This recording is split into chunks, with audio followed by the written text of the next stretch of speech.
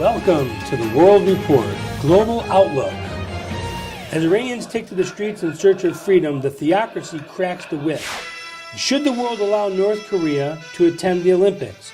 This whole idea of North Korea and South Korea having these talks and whatnot, to me seems a little bit like Kim Jong-un taking advantage and trying to middle himself into the good graces of the West. I'm a little bit concerned and confused as to why we would allow North Korea to even come to an Olympic Games after what they've just done as far as their ballistic missiles. What do you say? Oh, I know what the answer to that is. It's a country called China. Everything that's being done by North Korea is being allowed to happen by China. Do you know that 89% of the food that is being eaten by the North Koreans comes out of China? And it can't be that much. China is in a position they're willing to play the game. How about the fuel? Doesn't 100% of the fuel, oil, least, gas? You make the point very emphatically. That's exactly right. But let's not forget that without China, North Korea wouldn't exist one day. China is like the good guy because China has, you go back to Mao Zedong, Zhou Enlai, you go back to all kind of people in China that were murdering scum, and they have become a tremendous country, second largest gross domestic product in the world. We have 19.5 trillion, they have 13 trillion, and then nobody else is even close to those two. So China has used 6,000 years of being business people in order to do the right thing for China. And China to me is the country of the future. India is also coming along pretty well, but I'm telling you that the Chinese can smile and they can make you feel that they're really very highly civilized, but they're always going to do what's in the interest of China. And so they open up the gate and they let their pit bull out every now and then just to terrorize you. I think that's a very good way of putting it. To the world, they say, oh, how can China allow this to happen? Because I am not concerned about North Korea, and I may be wrong in saying this, but I know that Big Brother China is there watching us very carefully. You know that China has about 500 billionaires? I mean, see, China is smart. The government controls all the big stuff, the big the steel, the coal, whatever they do in a big way. But as far as the trading and small business, medium-sized business, it's Capionism. They are capitalists. They are capitalists up to a point. And one of their presidents even said it's good to be rich. And so they have it going both ways because everybody today wants to be on good terms with China. So do you think that we should allow North Korea to come to the table, to get involved with the Olympic Games, to put them on the world stage? Because that's what they're looking to do. I think they're just trying to make a wedge between us asking me, and South Korea. I think it's wrong because code of behavior is a way of showing which way the world is going. And if you let them get away with murder, it's like... Now, the Olympics is only 100 miles from Pyongyang in South Korea. So the geography favors him if he wants to mess with the world. You know, when the Nazis were really going crazy in 1936, we had the Olympics in Berlin. I was there, I saw it. And so they, instead of going out and killing a bunch of Jews that day, they just stopped doing it and made it sound like they were a civilized nation. I think that's what's happening right now. The Chinese are very, very brilliant people, and they seem to have the upper hand when it comes to making decisions as to what's right and what's wrong. And the United States is always on the defensive. Nothing that we do is respected. It's always the United States is a bad guy because we don't know how to play the game.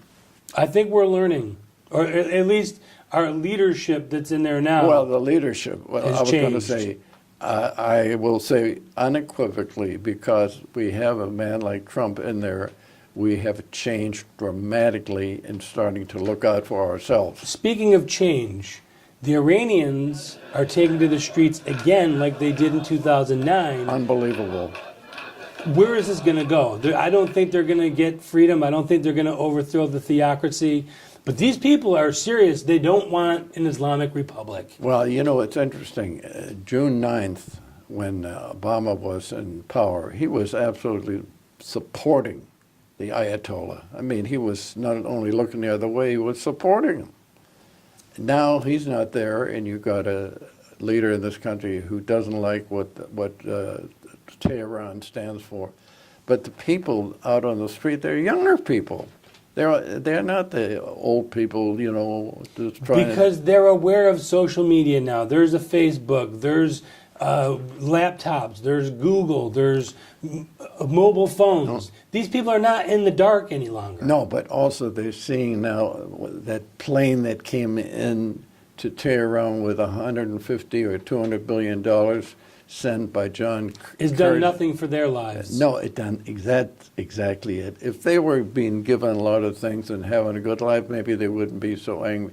But now you see it in all parts of Iran, that they're beginning to realize that what they thought was going to accrue to their benefit is actually making things worse.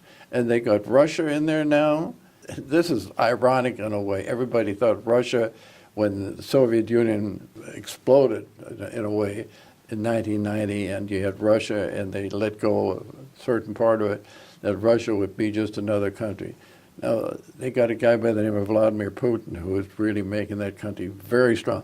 Do you know they have 2 seaports now in the Mediterranean that the czars could never get? Thanks to President Obama. Absolutely. And also, the Russians have their hands right now on Tehran. They have their hands on Iraq.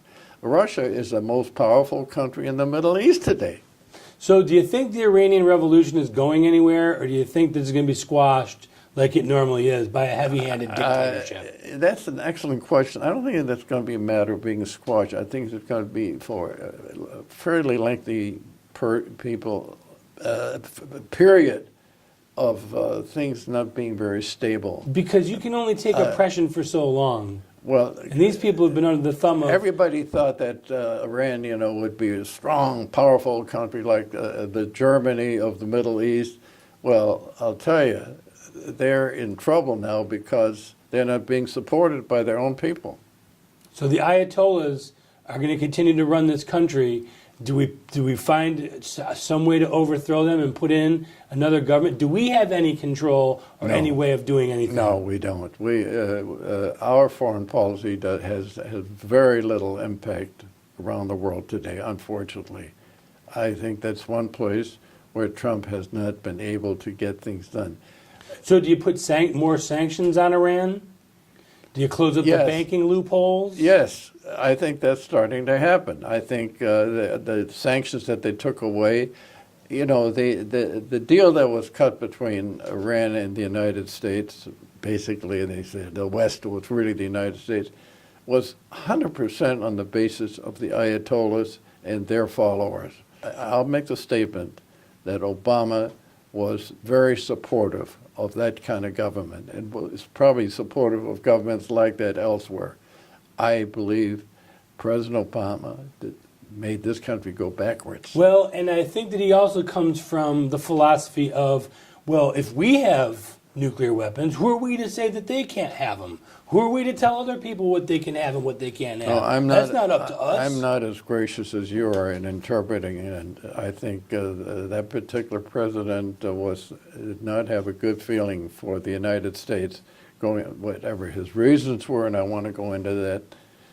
But I think he took this country down a big step. You can question the motives, but you can't question the results. That's very well said, exactly. And that wraps up the Global Outlook.